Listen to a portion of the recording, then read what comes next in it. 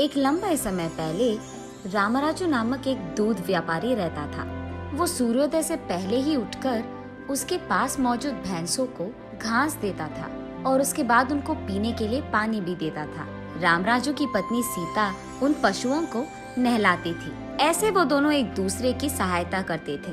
उसके बाद वो दोनों भैंसों का दूध निचोड़कर उस सारे दूध को एक बड़ी दूध की डिब्बे में भरते थे। उस दूध को शहर ले जाकर बेचता था रामराज।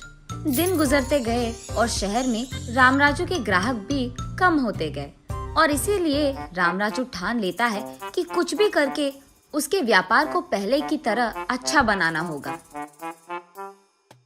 अगले दिन भी वो दूध निचोड़कर शहर पहुंचता है, लेकिन उस दिन कुछ ही ग्राहक उसके पास दूध खरीदते हैं। ये देख रामराजू बहुत निराश होता है, क्योंकि उसके पास आधा दूध वैसे का वैसे ही रह गया और क्योंकि उसको वो दूध बेचना था, वो फैसला करता है कि कम से कम वो पड़ोसी गांव जाकर उस दूध को बेच दे। रास्ते में थकान के कारण वो उस पड़ोसी गांव के पास मौजूद एक पेड़ के नीचे आराम करने लगता है।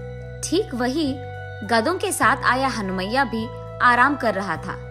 वो रामराज को देख, कौन है आप, किस गांव से हो और किस काम के लिए आए हो यहाँ? ऐसे एक के बाद एक प्रश्न पूछते ही रहता है। मैं एक दूध का व्यापारी हूँ। मैंने सोचा यहाँ दूध बेचूंगा, इसीलिए आया। थकान के कारण आराम करने के लिए इस पेड़ के नीचे बैठा हूँ बस। ऐसा क्या? लेकिन इस गांव में सबके पास पशुएं तो है, शायद आपसे दूध कोई नहीं खरीदेगा। अरे रे, हाँ क्या? तो आज ये सारा दूध व्यर्थ हो जाएगा क्या? ऐसे उसके मन में सोचता है रामराज। वैसे वो किसका दूध है? ये दूध तो घने भैंस के हैं। ओ, ऐसा क्या? लेकिन इस सारे आसपास गांव में सभी गधों को पालते हैं, इसलिए सब यहाँ गधे का ही दूध पीते हैं ना? चौंक कर रामराज, क्या गधे का दूध पीते हैं? अरे ऐसे क्यों चौंक गए? गधे का दूध तुम्हें सस्ता लगता है क्या? तुम्हें ये पता है गधे के दूध का मूल्य भैंस के दूध से कई ज्यादा है। फिर से चौंक जाता है रामराज। क्या शहर में गधे का दूध खरीदते हैं? अरे हाँ, वहाँ तो गधे का दूध कोई नहीं बेचता ना, इसीलिए कुछ लोग तो शहर से यहाँ आकर दूध खरीद कर जाते हैं। अगर जो ये आदमी कह रहा है वो सच है, तो मेरा व्यापार वापस अच्छा हो जाएगा। ये सोचकर ठीक है, तुम्हारे पास कितने गधे हैं? ऐसे पूछता है। बहुत सारे हैं। क्यों? कुछ नहीं, मैंने सोचा अगर कोई दूध देने वाले गधे हैं आपके पास तो मैं 2 खरीद लूं। अरे इतना ही ना, लेके जाओ। 2 नहीं तो 4 ले लो। ऐसे रामराजू हनुमैया के पास 2 दूध देते हुए गधों को खरीद कर घर ले जाता है। गधों को घर लाए हुए पति को देख सीता,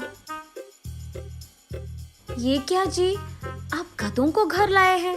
इनके साथ क्या करेंगे आप?